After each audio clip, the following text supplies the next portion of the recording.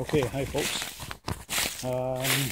Decided to go into the woods for a two-nighter and try and build a shelter. It's very cold at the moment. It's about probably 0 at the moment. It was a wee flutter of snow a minute ago, so it could be quite interesting. Thankfully it's actually quite sunny, although it's quite windy as well. It's a good shelter spot this, so we're okay for the wind.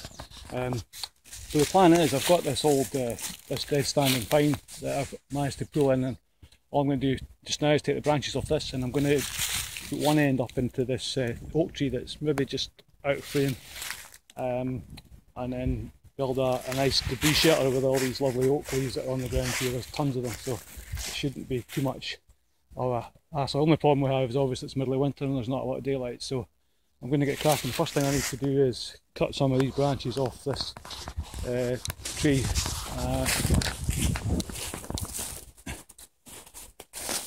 To do that, I'm going to use the XL parang that I got, which hasn't been fully tested yet, so this should be quite interesting. Fox Knives XL parang, not the most expensive parang in the world, but I think it'll do the job. So we'll give it a retry, get these branches off, and then we can get started at making the shelter.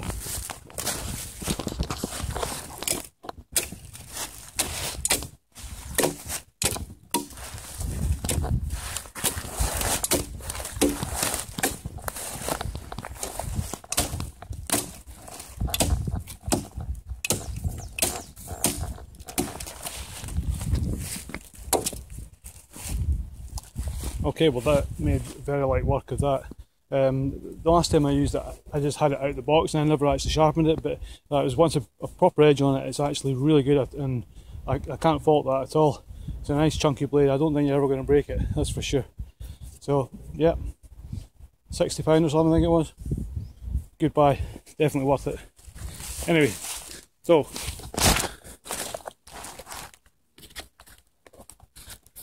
that sheath, and the next stage is to put one end of this thing through this groove in the tree,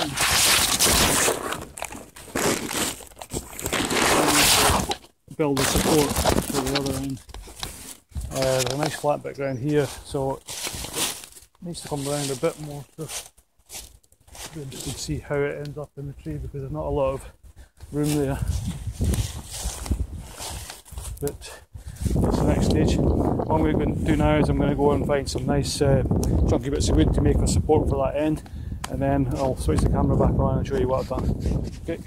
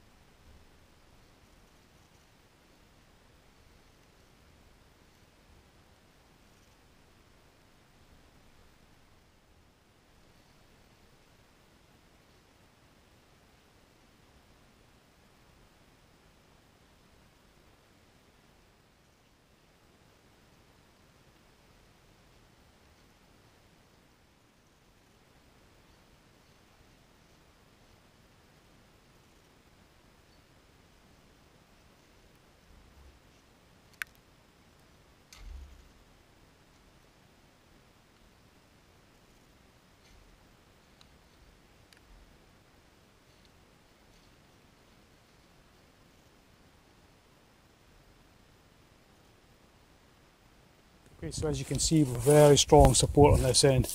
I sharpened the two supports up on the end just to sort of could drive them right into the ground and make them really solid.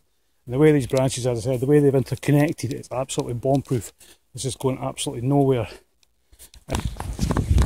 Right, so I've been and collected some sticks and long branches for the back wall, and these ones that are in the ground just now, I've sharpened them and like really rammed them in, so these ones are solid and good quality wood. So you don't really need all to be good quality wood, but you should try and make sure that most of the stuff, well, at least some of the stuff in the early sort of stages is good stuff, so you can build on top of it. So now I'm just going to carry on collecting some other bits. I'm not going to be too fussy about how good the quality of the wood is, and just build it up a bit more before I start to find some other smaller branches to make the actual webbing out of. So that's the skeleton that's coming together now. So I'll switch off just now and have a look at it. Okay, so I've moved the camera around to the back of the shelter now so you can just see the wall a little bit easier. So the whole skeleton framework's in place now, and I've started threading a few of the mesh pieces through. So what I'm going to use for the mesh is basically just small fir branches, or boughs as you may want to call them in America. I've also, there's not many of these around, but these are really quite useful as well, and these are just small sort of lower branches of birch tree. It's very strong, you can tie knots in these things, it's great. So the next stage I'm just going to start weaving this stuff in. I've not got very much here yet, but weave that in, and then once that's ready we can start actually throwing some leaves on.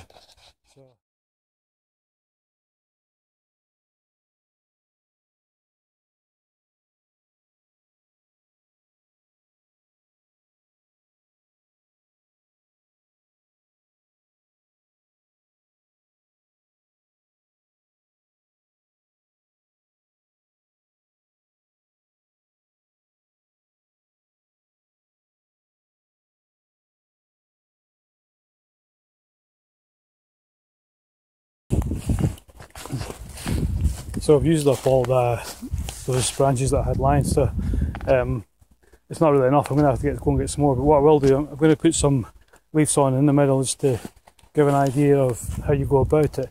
The one point I should have made is that with the mesh, we're not trying to actually make a proper thatch or any sort of waterproof coating of any kind.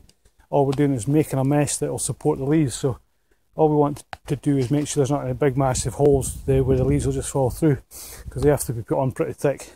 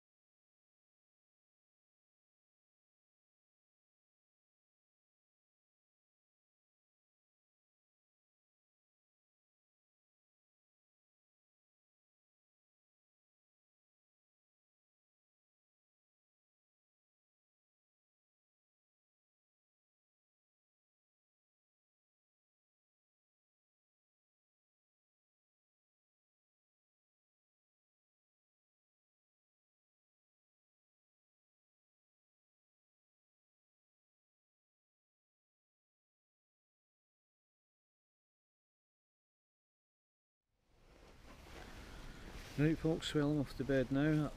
I'm underneath my shelter, but I'm in my bivvy bag because I need to get a raised bed. So that's tomorrow's operation. We're going to build a raised bed, and I'm going to set up a heat reflector behind the fire, so I can try and sleep under my shelter just with my clothes on. So we'll see what happens tomorrow. Okay, so good night. Morning folks. Well, I didn't have a very good sleep. I think I was actually too warm, if anything else. I don't know why. I was comfortable and I was fine, but I think I must have been just a bit too hot or something, because I didn't sleep very well at all.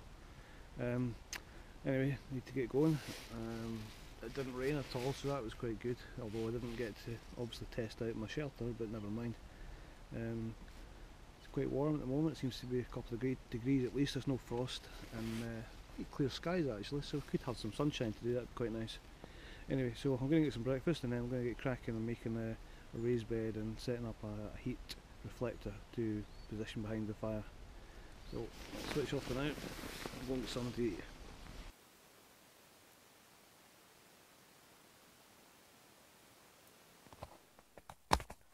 Right guys, so I've been busy. I've been cutting up some bits of wood to make my raised bed with. So I've got two long string, well three actually. I ended up putting one in the middle just to give it a little bit extra support.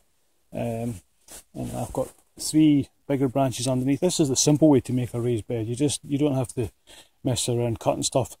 and making, you know, stakes and punching stuff into the ground, just lay some logs down like this, and you can level them up. You can see them from the middle there. We've actually had to level up a little bit with a twig underneath, so it brings it all up and level, and just takes a bit of messing around just to try and get everything all nice and level.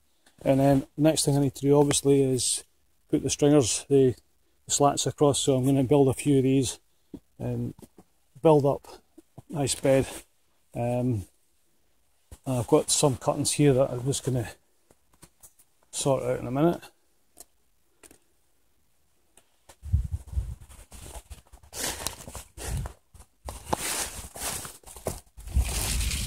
These are just some of the offcuts from the work I did yesterday for the actual wall. So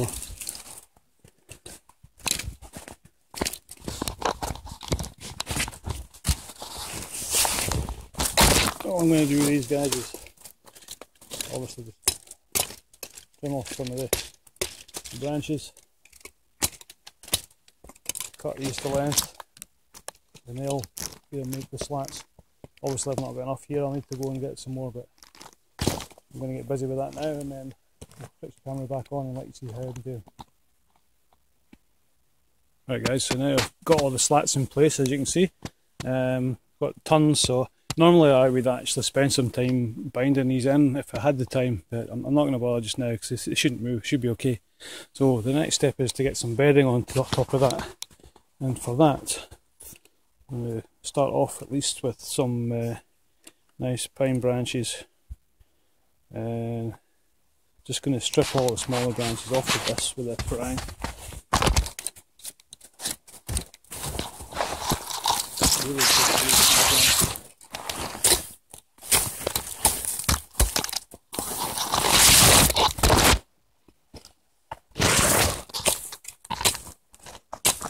The small ones are nice and soft, obviously.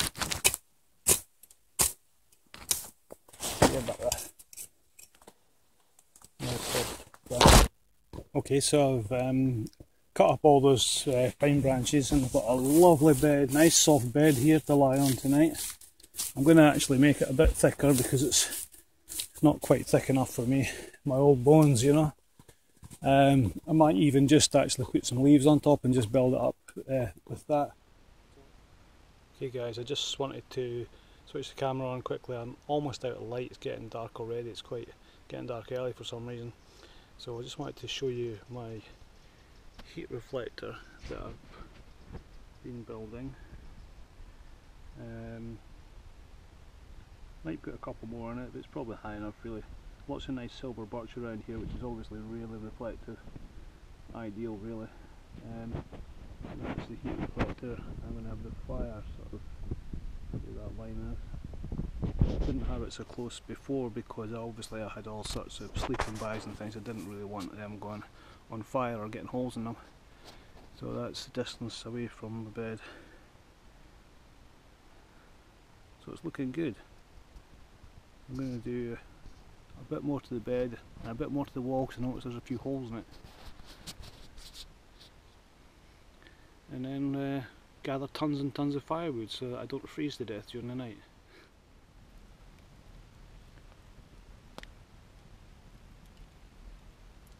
Okay, it's 11 o'clock on Saturday night, and what better place to be than sitting in front of a roaring fire watching the telly. Except I've not got a telly. And I mean, no, literally I don't have a telly. Not here, not in the house, not anywhere. Wouldn't have one. Anyway, so I'm about to go to sleep. Well, I'm going to try and go to sleep. It's quite cold. It's forecast is for it to be about -3. I was kind of hoping for snow, but I'm not too sure if that's going to happen because it's clear skies.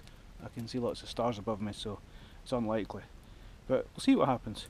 We'll see how long I last anyway. But hopefully this fire will keep me going for most of the night. So I'll see you in the morning. Night night.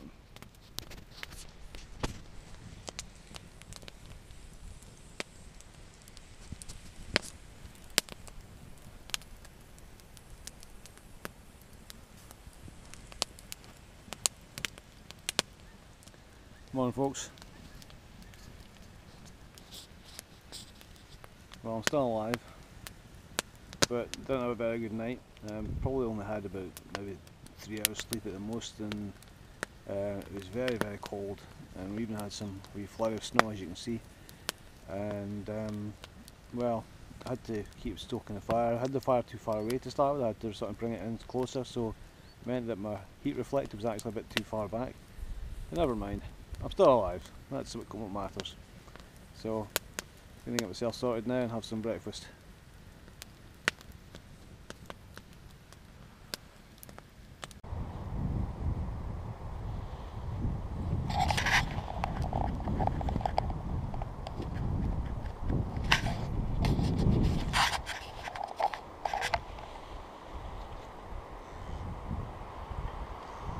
Okay, so I'm about to break camp after a successful mission, apart from a rubbish night's sleep. So normally I would practice leave no trace, but in this occasion this is going to be a fairly permanent shelter for me. I'm going to come back here and keep improving it, and first thing I'm going to do is move that heat reflector, and I might even change the angles on this roof. I'm not sure, it's quite steep, but not sure yet. So just getting ready to go. One last wee look. Beautiful. Hi guys, so I'm back in the house now, and I've got a rather disappointing piece of news. After raving about the Fox Knives Parang XL, I have some rather shocking conclusion to my test, and that's this.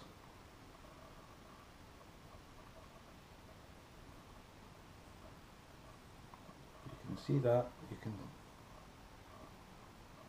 see that the whole blade's completely scalloped at the end. It's like it's actually bent in numerous places, one way or the other.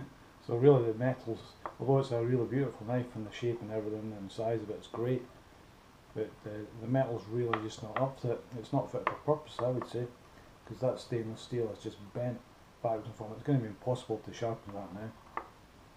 You can try and straighten it out a bit, but it's going to be absolutely useless. So I'm afraid to say I don't really recommend this any longer. Although it's a really nice looking knife and all the rest of it, I think it's probably a case of, if you really want to do some proper parang work and use something like this for building shelters and stuff, you really need something that's a bit more fit for purpose, a bit stronger. So I'm going to have to buy something a bit better.